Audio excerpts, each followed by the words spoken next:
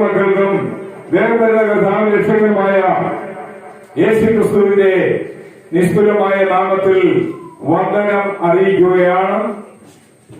പത്രോസ് അപ്പോസ്തലൻ തന്റെ ഒന്നാം ലേഖനത്തിൽ ഇങ്ങനെയാണ് ഒരു വാക്യത്തിൽ പ്രത്യേകം പറഞ്ഞിരിക്കുന്നത്. 1 പത്രോസിന്റെ ലേഖനം 4-ാം അധ്യായം അതിലെ 16-ാം വാക്യം, ക്രിസ്ത്യാനിയായിട്ട് കഷ്ടം സഹിക്കേണ്ടി വന്നാലോ ലജ്ജിക്കരുത്, ആ നാമം ധരിച്ച് ദൈവത്തെ മഹത്വപ്പെടുത്തുകയത്രേ വേണ്ടത്. ക്രിസ്ത്യാനിയായിട്ട് കഷ്ടം സഹിക്കേണ്ടി വന്നാൽ ലജ്ജിക്കരുത്, ആ നാമം ധരിച്ച് ദൈവത്തെ മഹത്വപ്പെടുത്തുകയാണ് വേണ്ടത്. വാത്സല്യമുള്ള ദൈവമക്കളെ, ഏത് വലിയ ഭക്തനായാലും എത്ര ഉന്നതനായ ഭക്തനായാലും എത്രയോ നിലവാരം ഉയർന്ന അവസ്ഥയിൽ ക്രിസ്തീയ ആത്മീക വിശ്വാസ ജീവിതം വേദപുസ്തക പ്രകാരം ഒരു മാറ്റവും വരുത്താതെ ഈ ഭൂമിയിൽ ജീവിച്ചാലും അങ്ങനെ ജീവിക്കുന്ന വ്യക്തിക്ക് പോലും കഷ്ടതയുണ്ട് എന്ന കാര്യത്തിന് യാതൊരു തർക്കവുമില്ല. പ്രിയ ദൈവമക്കളെ, ഒരു രാജാവ് ഇസ്രായേൽ രാജ്യത്തുണ്ടായിരുന്നു. ആ രാജാവിന്റെ പേര് ഹിസ്കിയാവ് എന്നാണ്. ആ രാജാവിന്റെ ആയുസ് പെട്ടെന്ന് അവസാനിച്ചു പോകുവാൻ തനിക്ക് മാരകമായ ഒരു രോഗം പിടിപെട്ടു. താൻ മരിച്ചു പോകുമെന്ന് ദൈവിക നിർദ്ദേശം തനിക്കുണ്ടായി. എന്നാൽ താൻ ജീവിച്ചിരിക്കേണ്ടത് ആവശ്യമാണെന്ന് ദൈവത്തിനും ആ രാജ്യത്തെ ജനങ്ങൾക്കും എല്ലാവർക്കും ഒരുപോലെ അറിയാമെന്നത് ആയിരുന്നു. അങ്ങനെയിരിക്കെ പ്രിയ വാത്സല്യമുള്ള ദൈവമക്കളെ, ആ രാജാവിന്റെ ആയുസ് ദീർഘമായി വരുവാൻ, നീണ്ടുവരുവാൻ, വർദ്ധിച്ചു വരുവാൻ ദൈവസന്നിധിയിൽ താൻ പ്രാർത്ഥിച്ചതായി ബൈബിളിൽ വായിക്കുകയാണ്. പഴയ നിയമത്തിൽ 2 രാജാക്കന്മാരുടെ പുസ്തകം 19-20 അധ്യായങ്ങളിൽ ഇത് കാണാം. അങ്ങനെ പ്രാർത്ഥനയുടെ ഫലമായി തന്റെ ആയുസ് 15 വർഷം ദൈവം നീട്ടിക്കൊടുത്തു. ഈ പ്രാർത്ഥന പ്രാർത്ഥിച്ചത് ബൈബിളിൽ കാണുന്ന യെശയ്യാവ് എന്ന പ്രവാചകനാണ്. ഞാൻ ഇങ്ങനെയാണ് പറയാൻ ആഗ്രഹിക്കുന്നത്.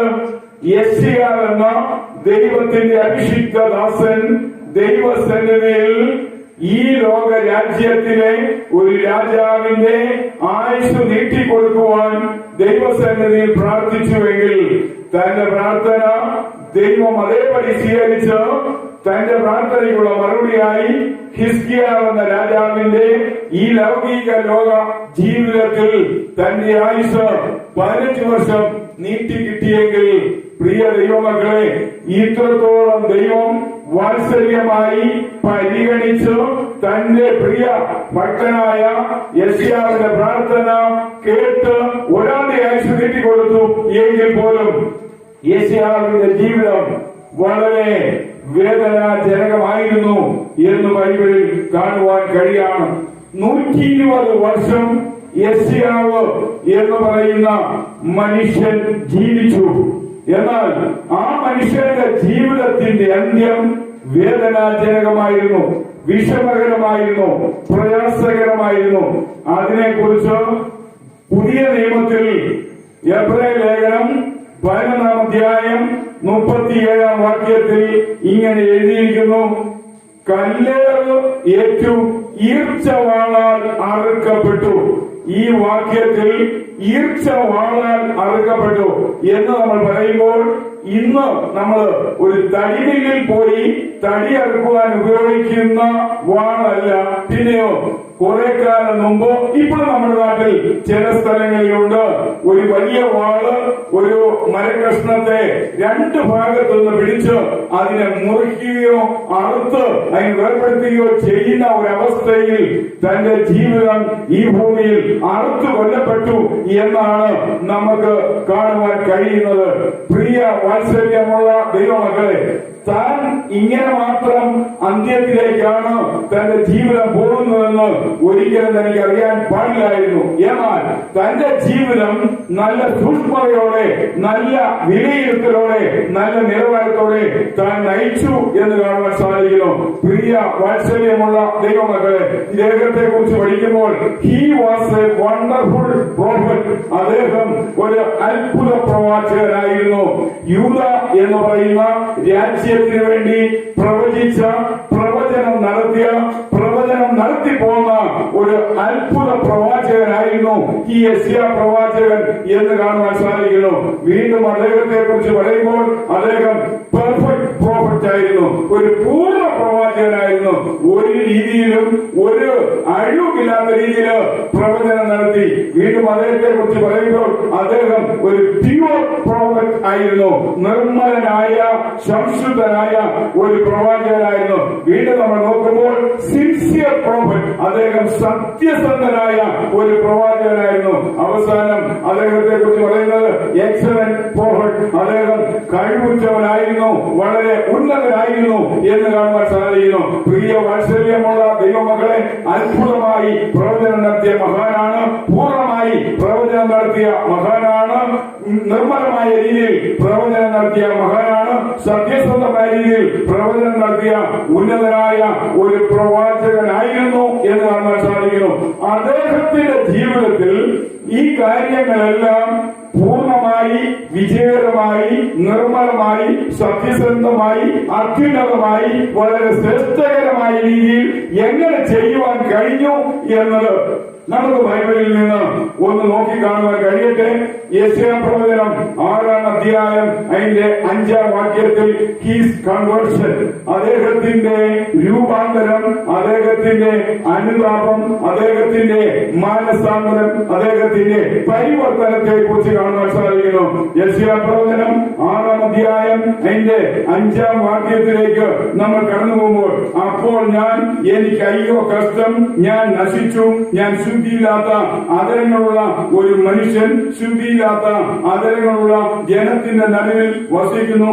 എന്റെ കണ്ണുകൾ സൈന്യങ്ങളുടെ യഹോവയായ രാജാവിനെ കണ്ടുവല്ലോ എന്ന് പറഞ്ഞു. പ്രിയ വാത്സല്യമുള്ള ദൈവമക്കളെ, താൻ ജീവിച്ചിരുന്ന രാജ്യത്ത് ഒരു രാജാവുണ്ടായിരുന്നു, ഉസിയാവ് എന്ന രാജാവാണ്. ആ മനുഷ്യൻ ഒരു സമയത്ത് നല്ലതുപോലെ രാജ്യ ഭരണകാര്യങ്ങൾ ചെയ്തു. പിന്നീട് തന്റെ മനസ്സിൽ ഒരു അഹങ്കാരം തോന്നി, ഒരു ആവശ്യമില്ലാത്ത ചിന്ത കടന്നു വന്നു, ഒരു നിഗളം കടന്നു വന്നു. യെരൂശലേം പള്ളി എന്ന് പറയുമ്പോൾ നമ്മൾ ഈ കാണുന്ന പള്ളി പോലെയല്ല. അതിന് പ്രാകാരം, വിശുദ്ധ സ്ഥലം, അതിപരിശുദ്ധ സ്ഥലം എന്നിങ്ങനെ 3 സർക്കിളുകൾ ഉണ്ടായിരുന്നു. അതിൽ വിശുദ്ധ സ്ഥലത്ത് വെച്ച് പുരോഹിതൻ നിത്യം ശുശ്രൂഷ ചെയ്യും. അവിടെ വെച്ചാണ് പുരോഹിതൻ ധൂപം വീശുക പതിവ്. അങ്ങനെ പുരോഹിതൻ വിശുദ്ധ സ്ഥലത്ത് യെരൂശലേം പള്ളിയിൽ വെച്ച് ധൂപം വീശിക്കൊണ്ടിരിക്കുമ്പോൾ ഇദ്ദേഹം ആരാധനയിൽ പങ്കെടുക്കുവാൻ പള്ളിയിൽ ഉണ്ട്.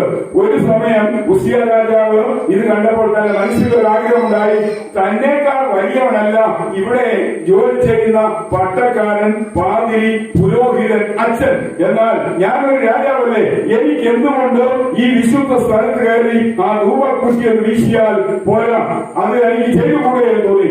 അവിടെ കയറി അച്ഛന്റെ, പുരോഹിതന്റെ, പട്ടക്കാരന്റെ കയ്യിൽ നിന്ന് ആ ധൂപക്കുറ്റി വാങ്ങിച്ച് ഈ മനുഷ്യൻ ധൂപം കാണിച്ചു. പ്രിയ ദൈവമക്കളെ, അങ്ങനെ നമുക്കറിയാം, നിങ്ങൾ ചില പള്ളികളിലേക്ക് ചെല്ലുമ്പോൾ ധൂപക്കുറ്റി വീശുമ്പോൾ ധൂപക്കുറ്റി മധുവായി നിൽക്കുന്ന പട്ടക്കാരൻ പുറകിലേക്ക് വീശും, മുന്നിലേക്ക് വീശും, വലത്തോട്ടും ഇടത്തോട്ടും ഈ 4 ദിശകളിലായി ധൂപം വീശുകയുണ്ട്.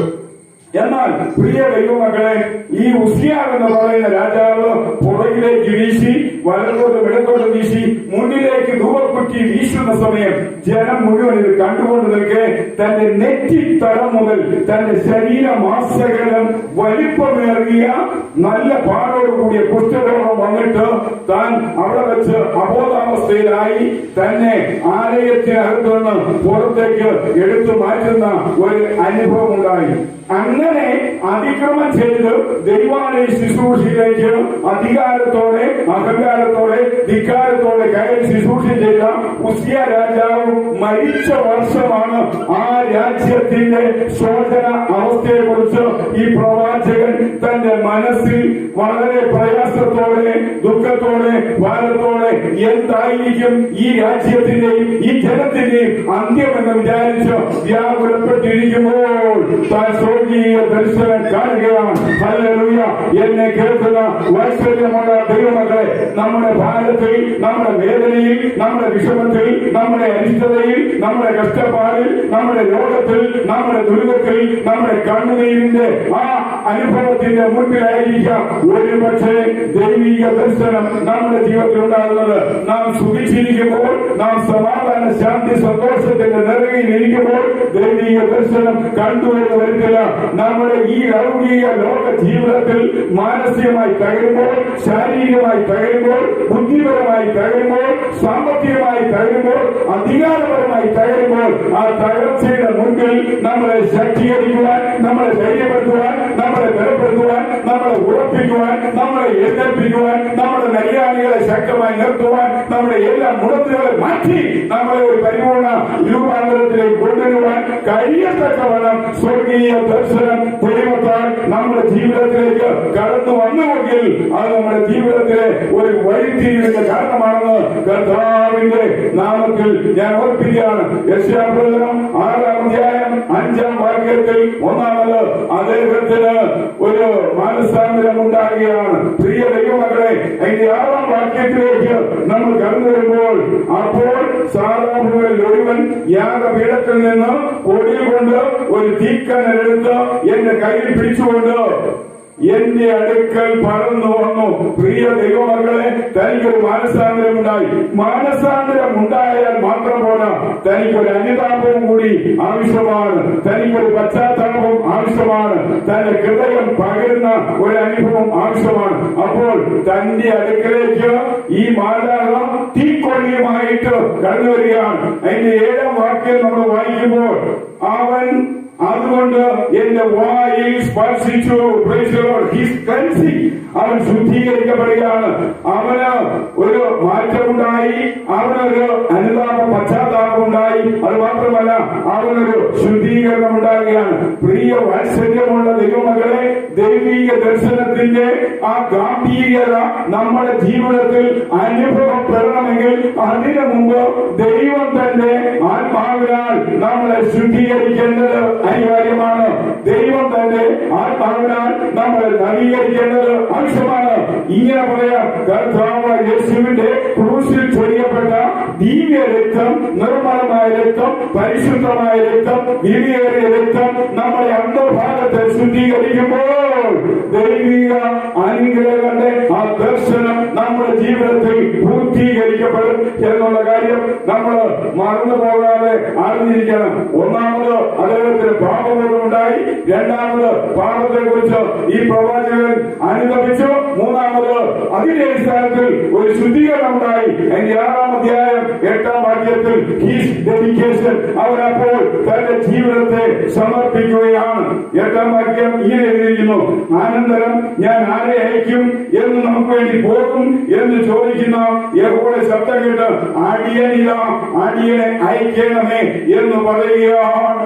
പ്രിയ ദൈവമക്കളെ, എത്രയോ വലിയ ഒരു സമർപ്പണ ഉത്തരവാദിത്ത ദൗത്യ നിർവഹണത്തിലേക്ക് താൻ കടന്നു പോവുകയാണ്. അതുകൊണ്ട് എന്നെ കേൾക്കുന്ന വാത്സല്യമുള്ള ദൈവമക്കളെ, നമ്മുടെ ജീവിതത്തിലും ദൈവം ഇന്നയോളം കണ്ടിട്ടില്ലാത്ത മഹാ അത്ഭുതങ്ങൾ കാണിച്ച് നമ്മളെ ഒരു വലിയ കടമ കടക്കുവാൻ അനുവദിക്കുന്ന ദൈവമാണ് എന്നുള്ള കാര്യം നമ്മൾ മറന്നുപോകരുത്. 6-ാം അധ്യായം അതിന്റെ 9-ാം വാക്യം, അപ്പോൾ അവൻ അരുളി ചെയ്തത്, നീ ചെന്ന് ഈ ജനത്തോട് പറയേണ്ടത്, നിങ്ങൾ കേട്ടിട്ടും മനസ്സിലാകുന്നില്ല, നിങ്ങൾ കണ്ടിട്ടും ഗ്രഹിക്കുന്നില്ല. ഹിസ് കമ്മീഷൻ, അവന്റെ ദൗത്യം അവൻ നിറവേറ്റുകയാണ്.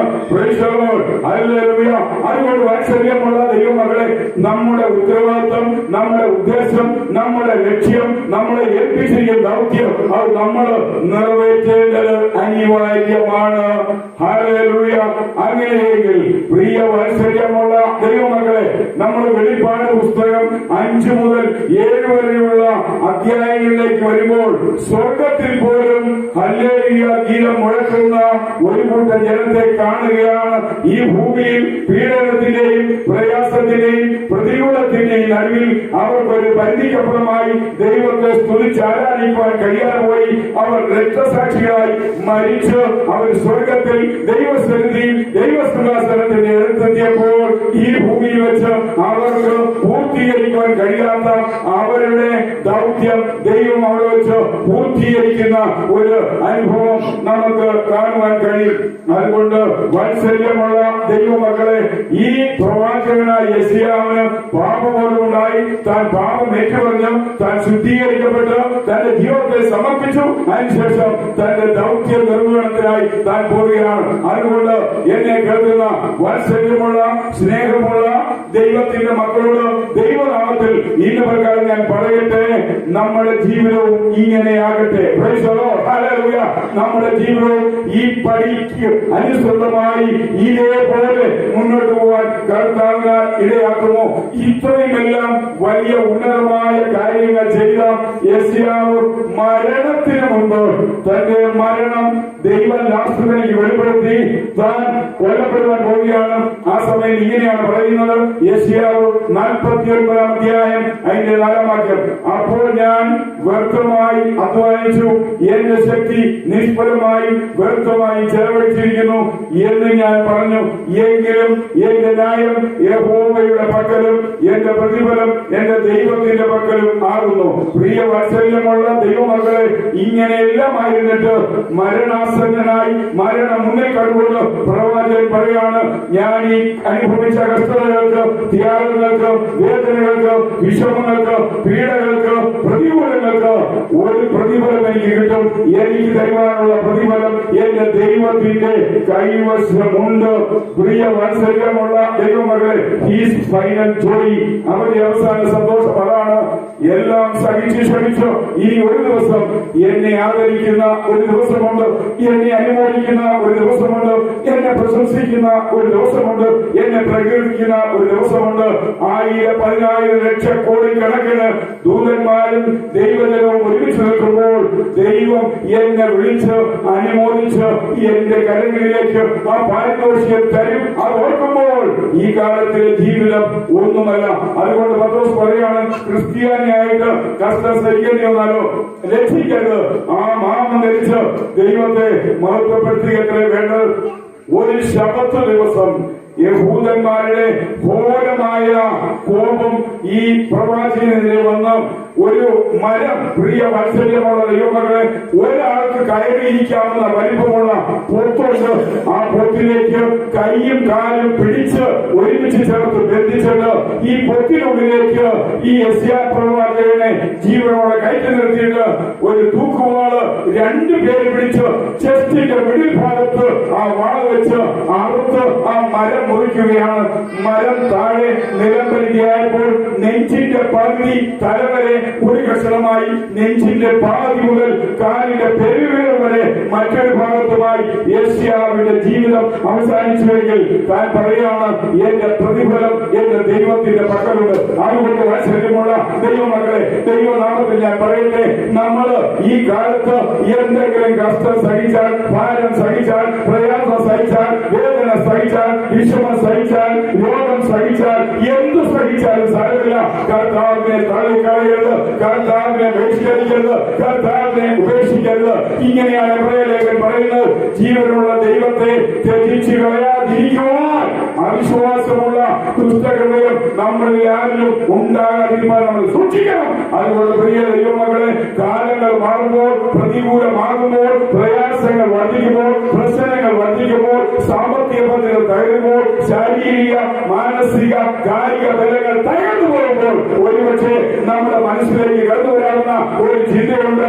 ഈ വിശ്വാസം, ഈ വേദപുസ്തകം, ഈ സത്യവേദ പുസ്തകം, ഈ കർത്താവ്, ഈ യേശു രക്ഷകൻ എന്തിനാണ്? പ്രിയ വാത്സല്യമുള്ള ദൈവമകളെ, ഒരിക്കലും അങ്ങനെ തോന്നരുത്, അങ്ങനെ തോന്നരുത്, അങ്ങനെ തോന്നരുത്. അങ്ങനെ തോന്നിയാൽ പോലും പ്രിയ ദൈവമകളെ, ഓ പിശാചേ എന്ന് പറഞ്ഞ് സാത്താനെ ഗെറ്റ് ഔട്ട് ചെയ്തുകൊണ്ട് ദൈവത്തിന്റെ ദൈവത്തിന്റെ കരങ്ങളിൽ നമ്മുടെ ജീവിതത്തെ സമർപ്പിച്ച് ജീവിച്ചാൽ ആ യെശയ്യാവിനെ പോലെ അവസാന ദിവസത്തിൽ അവൻ നമ്മളെ ചരിവോടിക്കുമ്പോൾ പാരിതോഷികങ്ങൾ, പ്രതിഫലങ്ങൾ, സമ്മാനങ്ങൾ, വേലയുടെ കൂലികൾ നമ്മുടെ കരങ്ങളിലേക്ക് തന്ന് നമ്മളെ നിത്യത്തിലേക്ക് നയിക്കും. അതിനായി നമുക്ക് ധൈര്യത്തോടെ മുന്നേറാൻ കർത്താവ് സഹായിക്കുമാറാകട്ടെ. ആമേൻ.